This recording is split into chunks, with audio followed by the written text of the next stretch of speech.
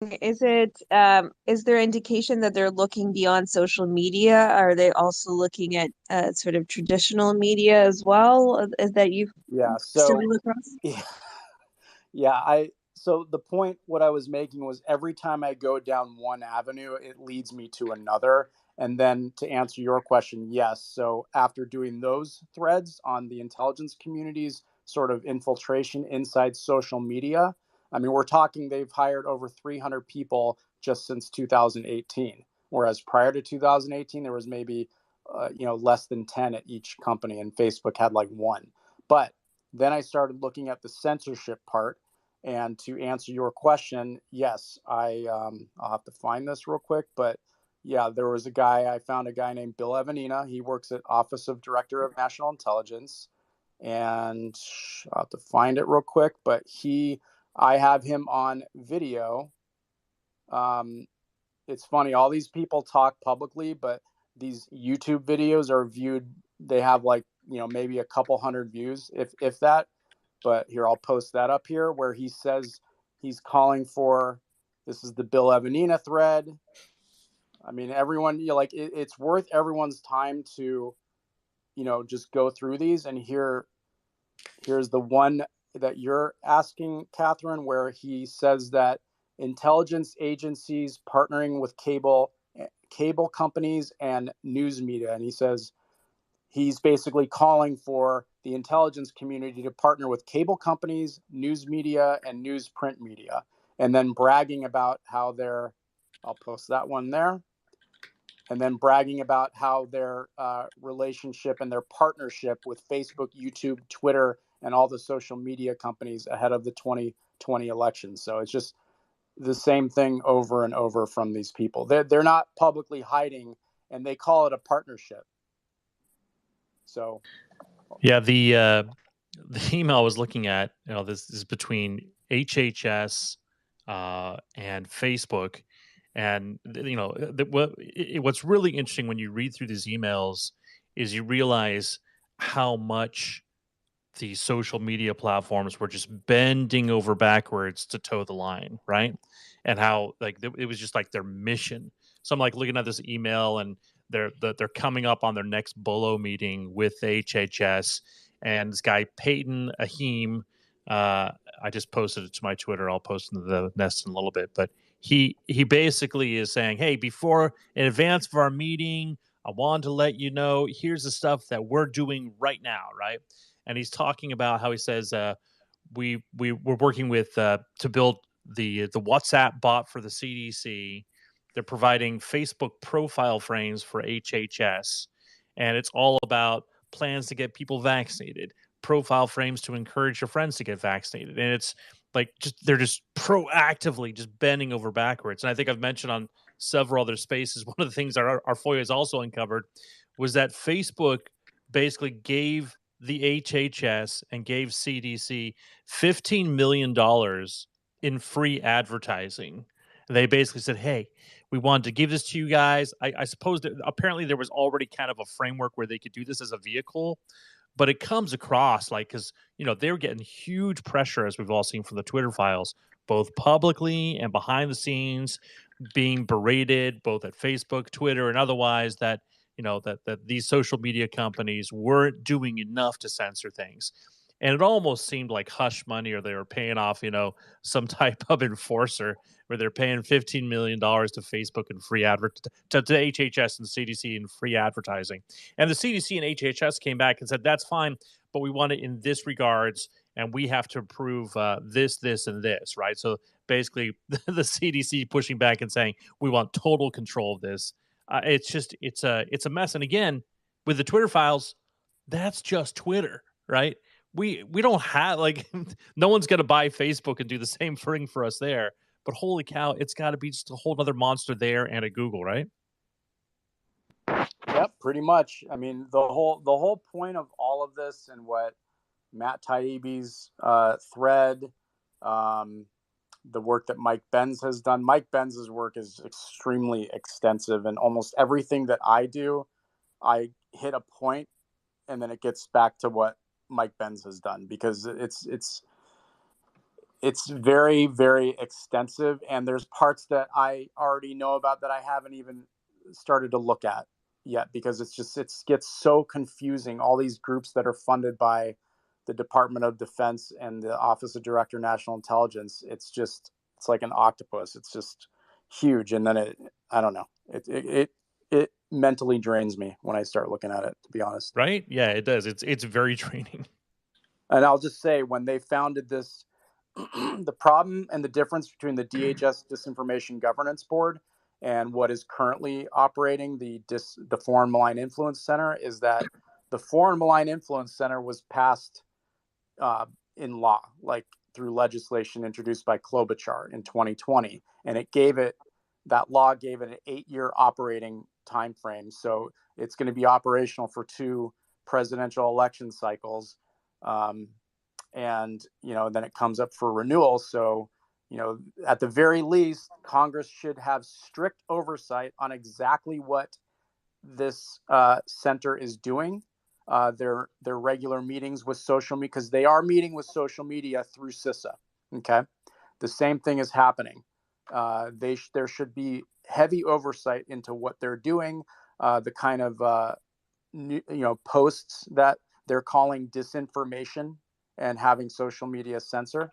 And through that same National Defense Authorization Act that founded the Foreign Malign Influence Center was this authorization for the Office of Director of National Intelligence and the Department of Defense to hand out grants and contracts to these private contractors like the Virality Project or the Election Integrity Partnership.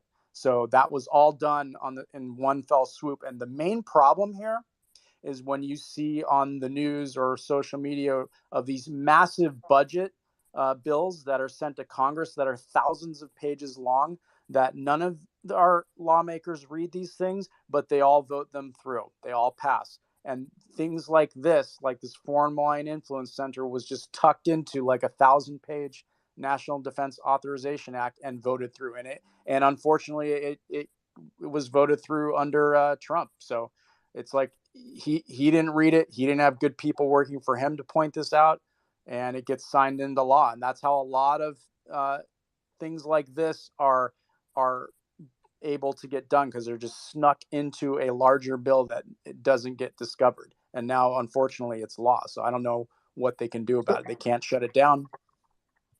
So I've got a wider question, and I guess because the whole of this space has been about why censorship isn't allowed.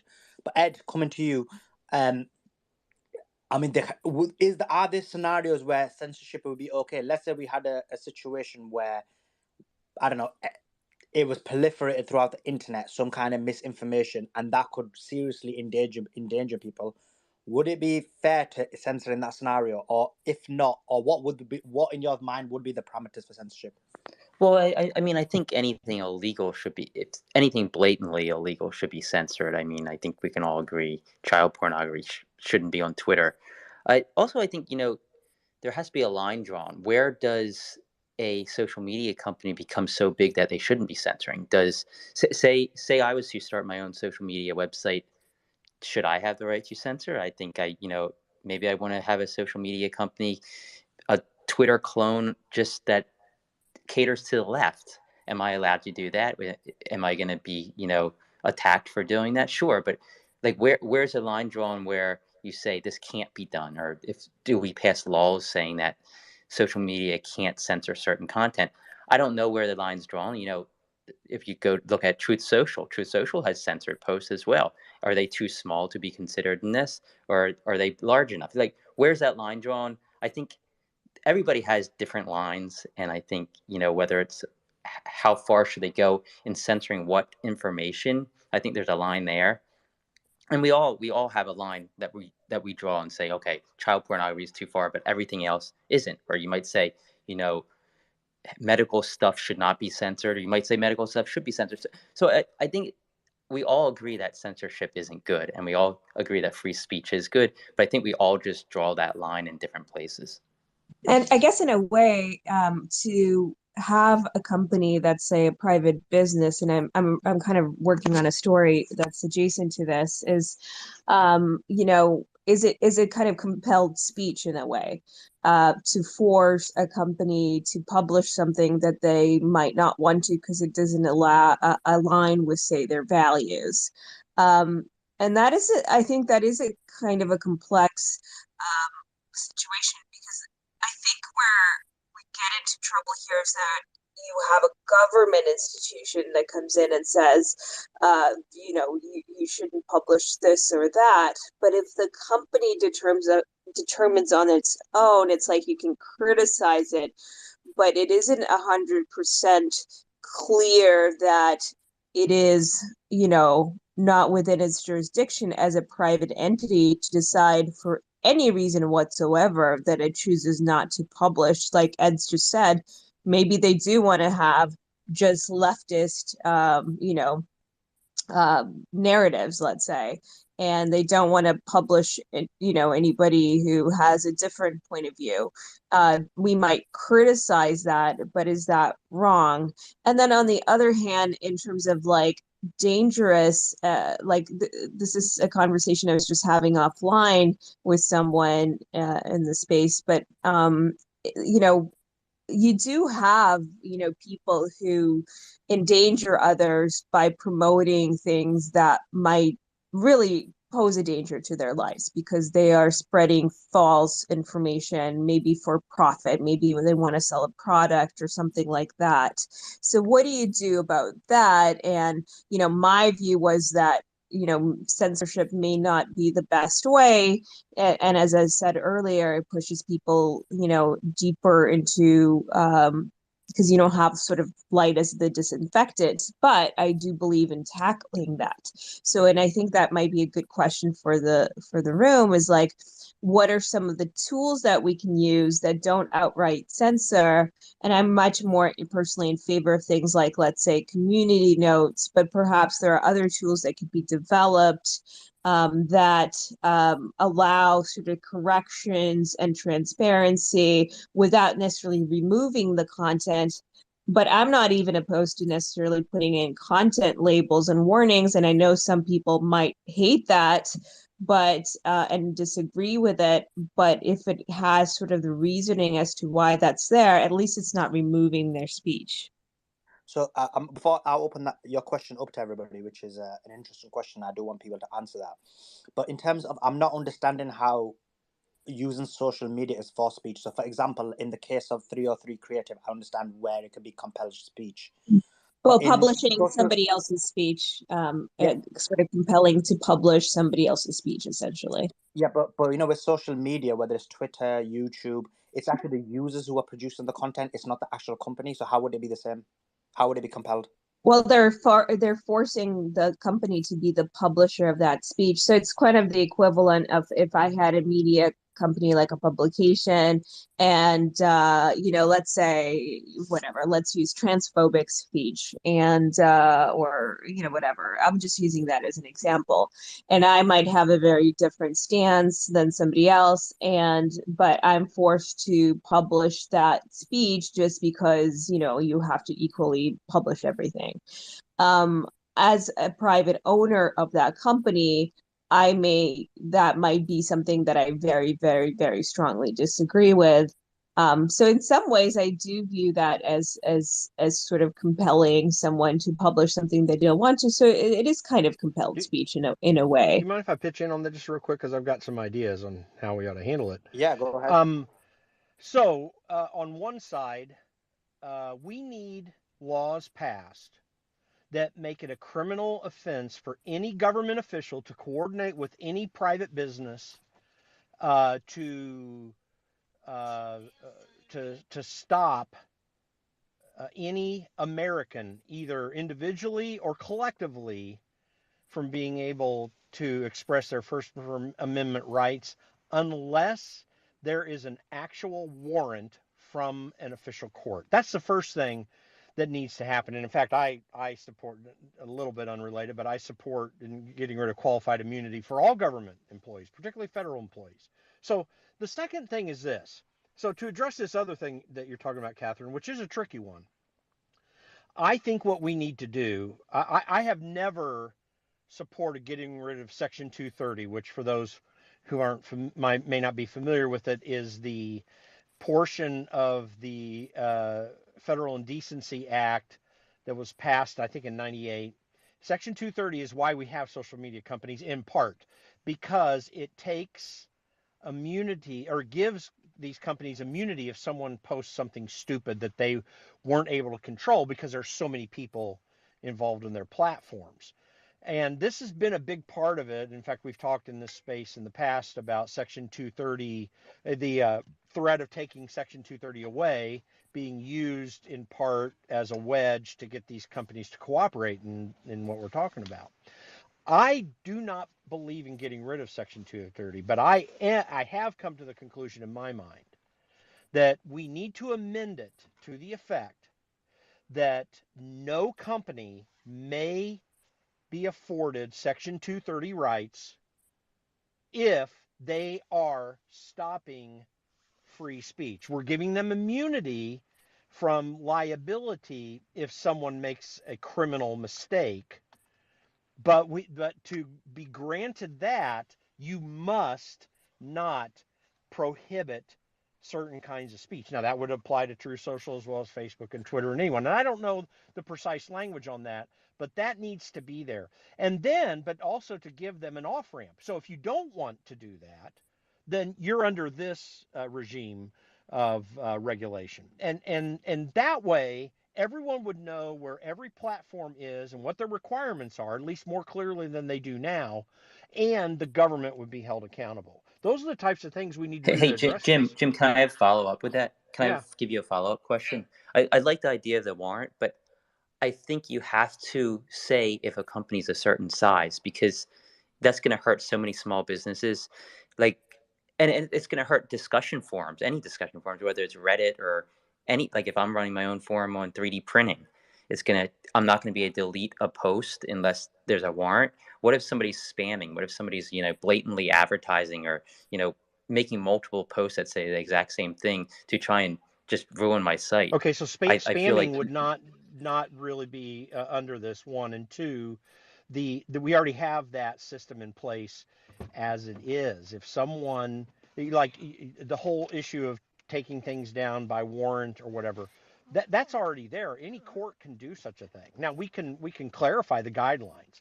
I'm not certain. Certainly, it's worth considering, but I'm not certain that we need to draw a line of size of company. If it's too onerous for a small company to do, then it's probably not a good regulation anyway. We do that in so many areas of the federal government, and it's crazy when we do it. But I mean, I'm open to listening to that. But I don't think that's the biggest issue. Say I'm just running my own personal blog, and it's like my travel. Well, you're blog, under a different regime. And if it's just your personal travel blog, you are personally liable for what you put up on it. But let's say it's open to comments, where users can comment on my blog. You have the ability to restrict and comments. Says something I don't like. And there I think there might be something in Section 230 for that, but I don't think that there is. And you have the ability in your individual blog to edit comments. You also have the ability to determine if they can come out at all. Yeah, but what I'm saying is, what differentiates me, that's why I say you have to draw a line on a smaller company or smaller individual. If you're saying there's no line drawn, you just need a warrant to delete something or edit it, what happens to me with my blog if I have my comments open? Because I want my friends to be able to comment, but somebody that I don't like comes and just starts posting stuff I don't want them posting on my blog. Well, I don't know the Shouldn't exact I have answer to that, but one distinction that can be made is a corporate versus an individual distinction. So if you're doing it as an individual, as a sole proprietor, then you're liable. If you do it as a corporation, yeah, but I mean, Twitter could get around that. If Twitter's private now, they're not a corporation, and well, no, they are incorporated. No, it's privately They're held. a corporation. So. Yeah, I mean, but they don't have to be. They don't have to be incorporated. Well, they could okay. say we're going to be an LLC, or we're going to be a sole private. I still understand we need to clarify it, but it's the least important aspect of this.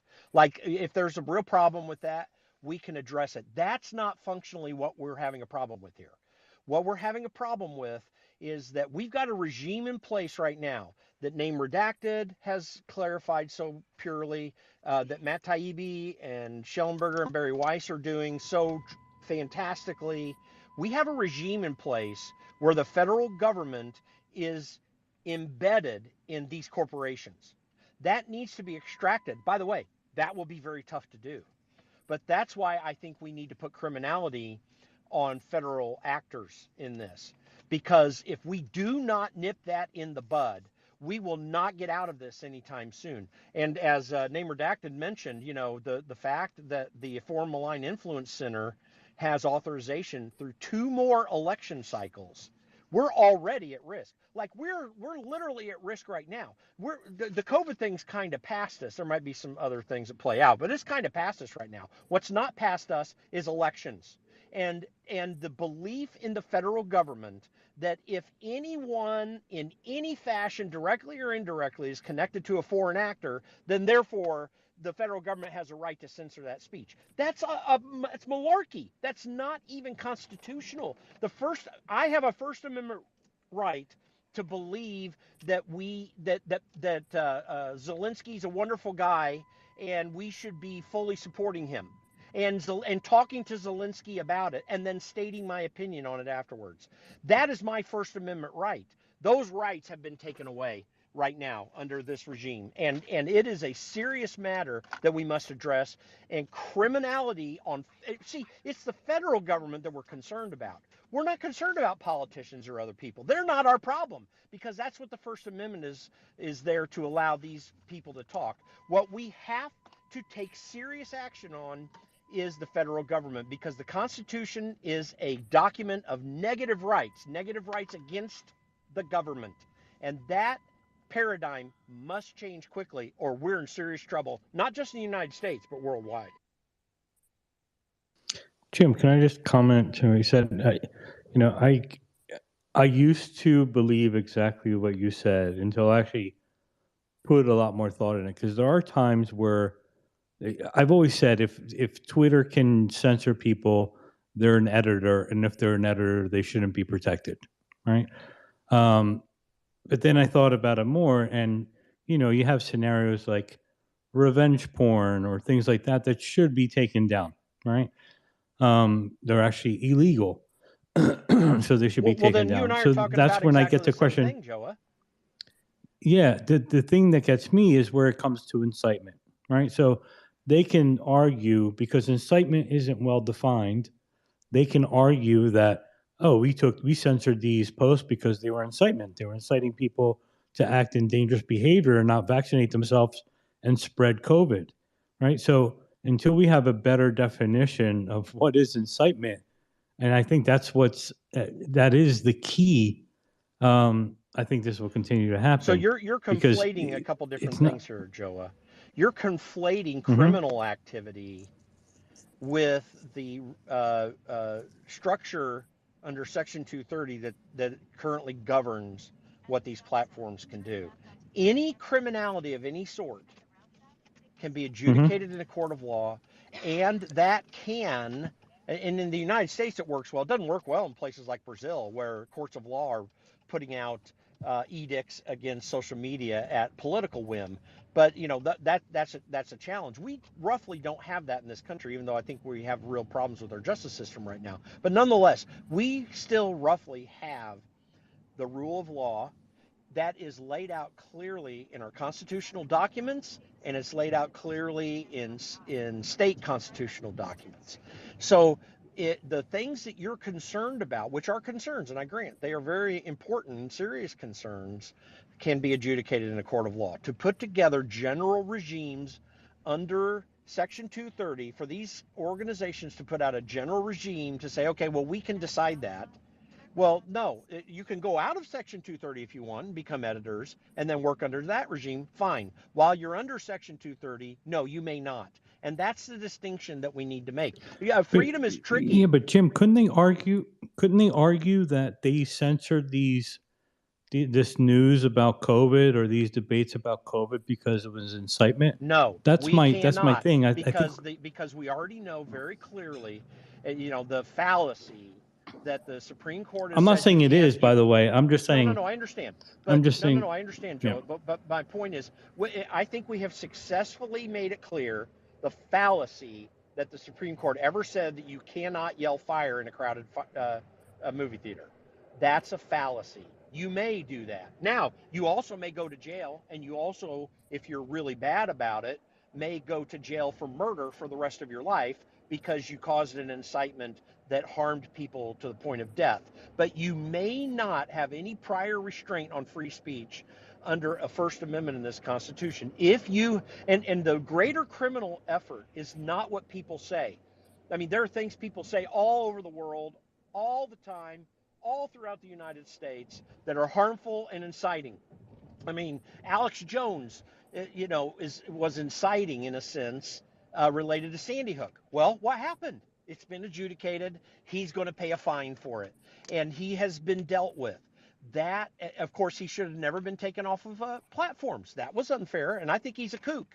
But the point is that kookiness is protected under the First Amendment. You may not have a prior restraint on free speech at all. You know that case about the kid in England? I forget. I think he's underage, who got arrested because he was like trying to train people to kill. I don't remember all the details. I don't know if you know it or if someone here knows it, but there was a kid that was underage that was basically recruiting people to be terrorists and to commit a murder, basically. And someone did, and he wound up getting arrested, although he never met someone.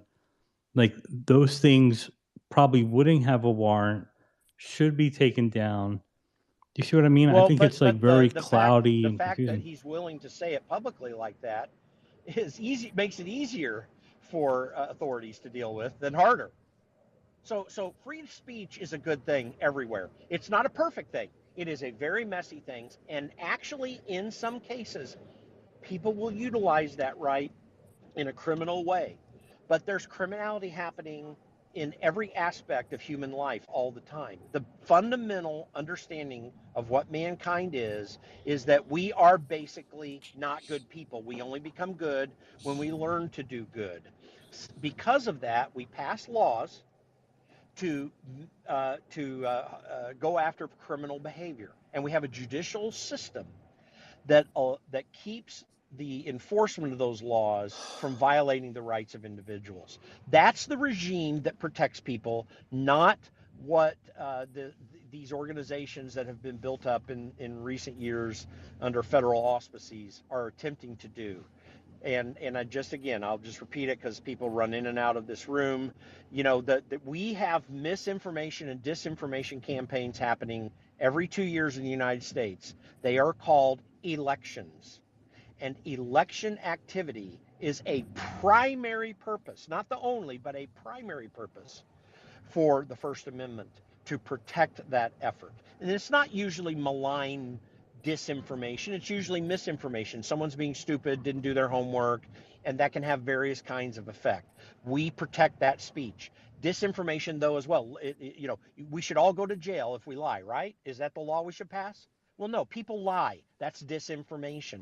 We protect that under the American Constitution, and we should do so, because as messy as it is, there's no other way to protect people from government control, because it's government that's the problem, not the people. I second that emotion. May I get in on this? Would that be all right, guys? Yeah, go for it. Yeah.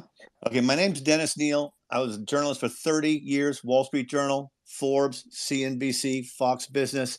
Got a podcast, What's Bugging Me? I'm on Newsmax. I've written more stories about the Twitter files and the threat to all Americans than the staffs of the New York Times and Washington Post combined. And this is a big problem, because there's a book out called The Fixer, in which a crisis guy says, if you can't, even in this era of the great Twitter and the internet, if you can't get the mainstream media to pick up your story, it dies. My worry, guys, is the Twitter file story. Incredible journalism. Some of the most amazing things I've ever seen reported on one of the monumental scandals of our lifetime. The story is fizzling because the New York Times, the Washington Post, the rest of the media are ignoring it. So I would like to offer, if anyone could get this to 3 of the most courageous journalists I've ever seen, Matt Taibbi, Barry Weiss, and Michael Schellenberger, and tell them, if you could please give the New York Times an exclusive that shows the Trump administration, members there tried to get Twitter to censor the liberal press, censor the Times. If you can make it about them, they will realize that this is not about Twitter censoring conservative voices, which they have no problem with, guys. This is about government censoring Americans. We know from Matt Taibbi's reporting that the FBI said, hey, these little accounts that only have 100 followers, we don't like what they're saying. Cut them down. Oh, this account over here, even though they're not popular, we want you to play that up because we like that message. We know that they were messing with everything. Twitter has every right as a private platform to censor anything it wants. When government suddenly is sitting at the table saying, do this, do that, it now is an unconstitutional prior restraint of the First Amendment. It's illegal. Government should be strung up by the thumbs. We are getting this conversation, incredible firepower. You guys are brilliant, but you're getting down into the tangle of what are we going to do to fix this? It's going to go nowhere. The Republicans want to take over Twitter and social media themselves if they take control of government. Twitter is not alone in this. How many millions of documents has Facebook destroyed, and Google and YouTube and Snapchat, because they were all in on it, because they were afraid to stand up to government. They weren't journalists. The Democratic liberal Ro Khanna said it best, and it was quoted by Kimberly Strassel at the Wall Street Journal. Why didn't anybody inside Twitter ever think about asking about the First Amendment? So they screwed up, but government is wrong here, and we're never going to fix it if we don't get the media to pick it up. Someone else here just mentioned, was media complicit? There's that 2020 memo someone just showed. And I worry that that's one reason why they're bothering it. They're skipping it. We've got to get media enlisted. They've got to find a way to make it about themselves and to show that liberal voices were censored too. Dennis, I apologize for the rant. Dennis, those are fantastic points. And I want to put this into some perspective. So as someone who has worked in Republican circles, and even though you could roughly call me a conservative, I'm really kind of a libertarian fiscal conservative who's also pro-family and pro-life. But I was a chief of staff on Capitol Hill, and the gentleman I worked for, Tim Huelskamp from Kansas, was kicked off his committees by the Speaker of the House, John Boehner. Now, the reason I bring that up is this thing can get turned on anybody because of political design. And it can turn on Matt Taibbi, Matt and the Schellenberger and Taibbi are liberals. They're not conservatives. They fall in that typical old line standard kind of Democrat liberal camp that also believed in civil rights. And it could get turned on. The reason they're interested in this is it could get turned on them. I mean, we could have a Republican administration coming in and wanting to use its full force. Donald Trump, anybody. I mean, George W. Bush actually did do it, and he got it passed in law. We call it the Patriot Act. So this is we know that the Trump administration from Matt Taibbi, it sought to ban 5,500 accounts, and some of them were foreign government legitimate accounts in Canada and South America, and the Trump administration did that. Well, now I will say this with the Twitter files. I will say this: what we're concerned about is domestic efforts. And I don't agree with banning foreign accounts, but that is even though it is problematic, and I agree with you that it is, it's less problematic than what's happening to individuals. And that's what we got to be fighting for, because Republican or Democrat, conservative, liberal, wherever administrations can at any time, for their own political purposes and their own self-aggrandizement, go in and shut people down if we don't destroy these regimes at the root, because they are problematic. Please understand please understand it. And I'll stop after this, guys. I apologize. I've been reading this book by Dan Lyons called Shut the Flop Up. And so you start reading that and you feel self-conscious every time you speak. But and now I've lost my point, damn it. Yes, we've got to make this for the media. Now we know it's life and death, because look at Twitter's Files Chapter 19 and what they're putting up there, Matt Taibbi and company, about censoring debate about these vaccines. I've written about this on TruthDAO, DAO, TruthDAO.news, as well as like a dozen. I've done a half a dozen shows on the Twitter Files. We've got to get the media to care and make it life and death, and all Americans. We've got to show some liberal censorship, Democrats who got censored. Then the media will cover it. And someone please help make it happen. Do you I think think that also maybe talk. they did too many like releases and sort of shot themselves a No, little bit no, in the no, no, no, no, no. well, Let us my not blame the delivery. No, no. The media no, haven't but picked this up. Dennis, It's their fault. It's their fault, the media. I was in it for 30 years. They're ignoring it because they're either embarrassed or jealous or complicit. well, I wait. apologize for talking over you. I'll stop now. Yeah, okay, thank you. Well, I was reading an article the other day. I was doing a little bit of research, and there was an article, I forget which publication, but they were doing a bit of a breakdown of every release and kind of explaining why, because they were getting that criticism of why they're not covering this. And so they went through every release and kind of went, okay, this is why this is a nothing burger, and this is why actually there's a little bit of merit in this particular one. So I feel like in some ways, while I don't necessarily agree with it, but I do think that in some cases, there is a little bit of a mix in where some of these releases I don't think had so much merit and were over exaggerated, and some of them were pretty dramatic and absolutely should have been covered in a much more major way than they were. And even like the Intercept covered, which is more much more left leaning, but they are trying to hold the establishment to account and are kind of living up to that.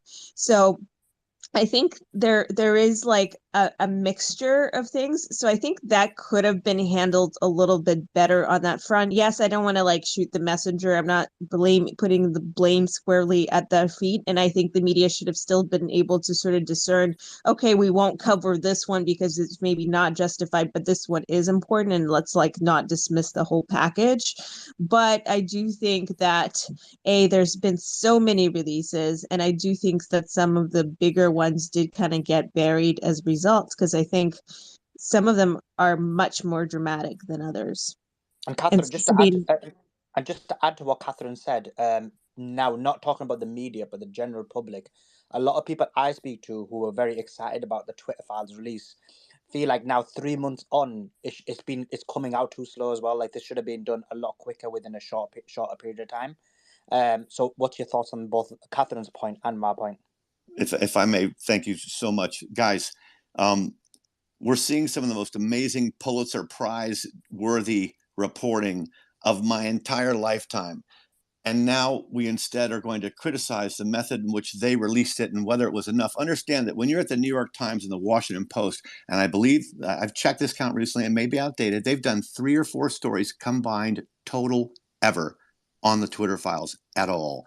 They're not assessing each release and, you know what, this doesn't look like it's newsworthy. They have decided to block this story, and I want to know why.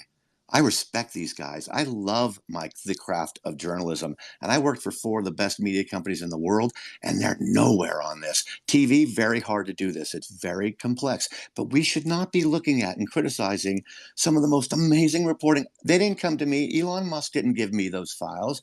He gave it to these guys. They've done great, but then other journalists, I don't know, are they just jealous? I worry they're complicit. I worry they were sitting at the table, and I worry that all of it was merely because we got to stop Donald Trump. He's bad. He's terrible. I worry it was all about that. And it's too bad. It's not because pro-Trump or anything to do with that. This is censorship of Americans.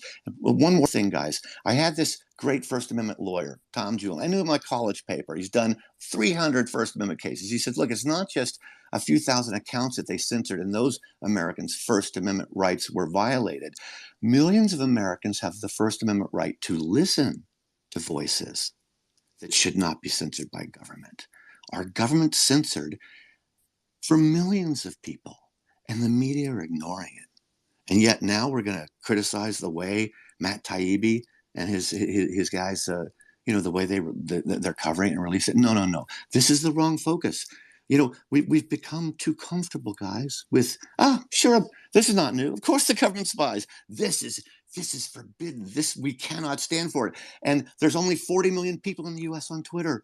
There's 300 million almost who don't know about this, and the media is not telling them. We got to figure out a way to get the media to have a stake in this. So Dennis, you've answered Catherine's question, but you haven't answered mine because, like I said, when it comes to the average person who are very excited about the Twitter files, some of them feel like 3 months on is just taking too slow to get all the information out. And so it should have been done in a more compressed time. And some people have got fatigue over it. So what's your answer to that? I think that, well, let's see. Let me try to be funny here. They should have an attention span longer than that of a gnat. They should be more concerned, not with how this was delivered, and more concerned with what it is saying, because no one realizes that the government is spying on everybody and willing to censor anyone. I mean, who among us doesn't feel like they're shadow banned? I have over 9,000 followers now. I'm lucky to get 3 likes, 20 views. I could swear, I pray I'm being shadow banned, because if I'm not, it's simply embarrassing. But okay, look, I feel like it's just so wrong to do this. But sure, should they have found a way to ally with the New York Times? Yes, but you're a renegade. It's what you're doing. And would the New York Times have cozied up to this at all? No, the media are afraid this will help Trump. It's really more that the government's censoring Americans, and shame on all of big tech. But I wish I could see all of the caches of the trashed millions of emails that all of these platforms have deleted. Why aren't we talking more about that and worried about the complicity of Silicon Valley and how one-sided they were and how bad government was? But instead, we're going down into, well, they took a while to really, trickle out this most amazing government Well, scandal of our lifetime. because So really, Dennis, that's I where the think problem is. we have to deal a little bit with where things are, or where people are versus what we wish them to be. So you said, people should have the attention span of more. Well, they don't. I mean, I've sadly learned, I had a huge disagreement with a friend of mine who said that like 97% of people are stupid, or even he said 99%. And I had this big argument because I'm more of an idealist and an optimist. And I'm starting to come around a little bit more. I'm not at the 97, 99% mark yet, but unfortunately, reality is what it is. And also with the journalists too, I mean, yes, you could say that some of it is whatever, the Trump derangement syndrome. I don't think that's all of it. And I think you have to kind of listen to what people are also saying, and kind of play with that, because I wish they would do it differently. I tried to do a whole thing where I pitched, I have very kind of, my credentials are all at these mainstream publications. And so I did a little experiment where I tried to see if they would let me cover the story, right? And basically, not only did I not get a response, didn't get an assignment, I got crickets, which is unusual, right? So something Oh, is isn't that going on. interesting? It is interesting. Whoa. However, you have to kind of like, okay, so how do you deal with that reality, and how do you and what are the reasons that they're giving you, and how do you surpass that? How do you make somebody interested, right? And you touched on that earlier, right? Like, okay, can you give them, files that Trump suppressed? Okay, like maybe that is the way, if that is a true thing. And and I mean, the Intercept, I use that as an example because the relevance of that was not so political, right? Of the story that they covered, it was really something more major in terms of abuse of institutional power. And so stories like that, so if you're intentional and strategic, it might be better not to have to be, but sometimes you have to be in order to accomplish that goal of getting that story Yeah, out. I understand what you're saying. You make a good point. I've written 12 columns for TruthDAO, Newsmax.com, my own website about the Twitter files, trying to tell more people why they should be upset. Oh, I believe, by the way, that Americans are incredibly smart and incredibly wise because they live their lives and they get through life. And we're an incredible country with incredible people. All right. It's just that more people need to know what went on here. So I urge everyone listening here who tweets and writes and blogs and whatever, do a whole segment, go down and please, my columns are a good little, I've been stealing the Matt Taibbi stuff and all those guys like crazy and crediting them like crazy, but it's a great summary that you could then riff off of and put your own spin on. More people should be talking about this. We've got to get it out there. We've got to find a way to get the media to start picking this up and realizing that all Americans were censored here in some way, not just conservatives, because right now the story is not getting out. And I do worry that it's fizzling when we get to this level of detail. And I question whether Washington's really going to ever correct it. I'm not sure I have my faith in the Republican side, who are mounting an investigation at least, but I'm not sure I have a belief in it. And thank you. Dr. Sabine, you've had your hand up for a while. Your final Yeah. thoughts, because we're going to getting close to wrapping Yeah, up a now. couple of things. Catherine, I think, is right, the 97%, but I think 97% of people are not stupid. They're just fearful and they follow. Only 3% of the population, if that, maybe 1% leads. And the problem is we've let the 1% lead us into the abyss, okay? We've got to stop the fear. People have got to speak up. People that have been injured need to speak up, stand up. They need to call the FDA. They need to report their side effects. It's cumbersome, it's annoying, but you've got to nag and you've got to be out there, because until we expose the side effects and bring everybody to speak about this, we will not find solutions for these patients, and then it'll be too late. And let me tell you one thing that I've learned: Republican, Democrat, we're all patients at some point. And at that point, it's too late. So we've got to act now. Now, I'm going to just tell you one thing, because I've been listening on all this. Facebook, my experience with Facebook, I've been running clinical trials for almost 3 decades for pharma. I was always able to publicize my ads. I was always able to roll an ad to get patients in recruitments. Okay, I ran the 2 most controversial trials on my own will: the hydroxychloroquine, Z-Pak, vitamin C, D, and zinc. I was running the placebo-controlled trial on my money, on my own will. I put the ads on Facebook. I was banned. In fact, to this day, I am not allowed to advertise anything. And it says your advertising access is restricted on all my pages, whether it's clinical trial recruitment, whether it's Progenibiome, whether it's any of my pages that I've used in the past for recruitment, for clinical trial, for psoriasis study, acne. I could not recruit in the middle of the pandemic. That is a big problem because this is interference with research. So we've gone a little bit too far when you are stopping somebody, an investigator, from doing research. So that's one thing. Also, I got threats from people pretending they were Elvis Chan, the FBI agent. It just happened that I did my own research and it wasn't Elvis Chan from the FBI. So there is a whole group of, I don't want to call them terrorism or rioters or something, that is basically stopping research, that is interfering, that is behind the scene, acting behind all this. I have no problem with the government knowing everything I'm doing. I believe in full transparency. I want the government to pay attention. I want the FBI to pay attention. I want the FDA to pay attention.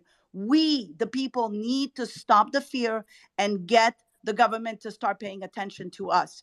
That means for every Democrat and Republican that is having a high heart rate after they get vaccinated, or they're having chest pain or foggy brain, or they think they have long hauler, but really it's probably the vaccine, they need to speak up, because all this needs to be investigated. We'll never advance the research to help these folks if we don't start now. Sorry. I've said my 2 minutes. Right, thanks. And the last thing, one more thing. There should be a liability. We as doctors have a liability when we don't tell an informed consent on aspirin to our patients that they could get a GI bleed. If people are educating patients and they don't even have a medical degree, there should be a liability on that. So, that's how the lawyers can step in and say, have you been given information on social media that affected your health? Please contact the law office of blah, blah, blah. We need to start having these measures into this country, and lawyers need to step it up. That's it. Oh, thanks for that. Name your final thoughts. I will keep it short, but the bottom line is this. Thousands of people in this room, people speaking up here. Everyone has a disagreement on, whatever side of the aisle you're on, politics, COVID vaccines, whatever the hell it may be. The bottom line is this: the only way to counter misinformation or disinformation is through public debate. So if anyone on this panel says something I don't agree with or that I think is wrong, and I can provide a fact or some data that backs up my argument, there should just be healthy public debate about issues. Government should not be the one managing what we are seeing online. And that's where we're at today. And if you believe that that's okay, then trust me, it's going to be turned on you in the future. Catherine, your final thoughts, please. Sure. Yeah. I mean, for me, all of these, I think the biggest distinction, I think when I first started, even with this Twitter files journey, is that I was more, I think I cared more about Twitter censorship, but I think for me, it's really about the government and sort of eliminating people's ability to be able to have access to all information just breeds mistrust. And I think it causes more extreme reactions. And I think we're seeing so much more of that nowadays. People's distrust and and when you tell them something that is true, they're less likely to believe it. And I think that's a very dangerous place to be. And I think that is kind of caused by all these things that have been happening over the past few years. And that's really unfortunate consequence and an unintentional perhaps consequence, but something that needs to be taken care of. Ian? Oh, Any- just hey, yeah, accidentally muted myself. Just keep fighting the good fight. Don't get blackpilled. It's easy to think, oh, nobody cares, nobody cares. Well, if you think like that, then of course, if you don't care, that pessimism is going to spread. You got to get people to care by caring yourself. Just lead by example. Make noise. Talk to your representatives. Make phone calls and tell people about it. Tell people what's going on. Be concerned about this because right now, the fight, it might seem difficult, but it's going to get even harder in the future if we don't stop this right now. Ed, your final thoughts? Yeah, I mean, I think everybody's against censorship. Everybody's for free speech. I think that the issue is where the line is drawn. I know I talk about that line a lot, but I think it's true. I think, I think there's a certain extent to which the FBI and the government should be able to inform corporations about things that they think are going on. But at the same time, I think those companies have to make the decisions for themselves. And those decisions have to be decisions that are good for that company. How much should Congress or the government kind of step in and say that private companies shouldn't be able to make those decisions? I don't know. I think again, everybody's going to have a different line. Joa?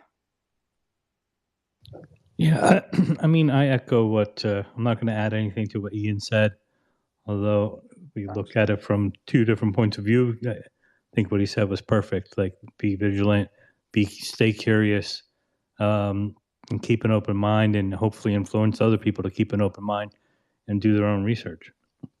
So, thanks for that, and I'll just give final thoughts before we close. So, for me, this Twitter files was probably one of the most concerning because it was very clear in their focus and their psychology, which was that they wanted to stop the truth in order to get people to listen to authority. And anytime you have that scenario where people are telling you, guess what, don't listen to the truth and listen to me, that is the starting point of a society which is very corrupt and very controlling and a totalitarian society. And that society you never want to be a part of because it breeds darkness, it breeds evil. The worst things in society occur through that type of regime, and we saw that throughout history. And so even if you're a left liberal, even if you're a Democrat, even if you're a conservative, it doesn't matter what you are. The point is this: do not let your society become that, because there's a reason why Western society was the leading society of the world. And it seems like now through these things, it's moving towards the very thing, moving towards and going against the very thing that made it the elite in the first place. But anyway, I want to thank everybody for listening. Suleiman, can I ask one thing? It has course. nothing to do with what we're talking about, but it just came across the wire, and I have to jump in 10 minutes, so I might drop a bomb and split. But anyone expect news just broke that law enforcement's prepping to press an indictment on Trump next week. Anyone worried about violence, like civil unrest? So we are going to have a space later on in the evening about 11ish. Perfect. We will cover that. Perfect. We will cover Perfect. it in that one. As I'll be there then. As well as Biden's. Not worried in a bit. But Not Mario, even worried a little bit, Joa. Yeah. Yeah, I think one the of us. FBI doesn't care if any of us are worried or not. So we'll see what happens. Yeah, look, I obviously I wasn't part of this space, but on moderation, I want to end it with like an interesting note that would trigger a few people.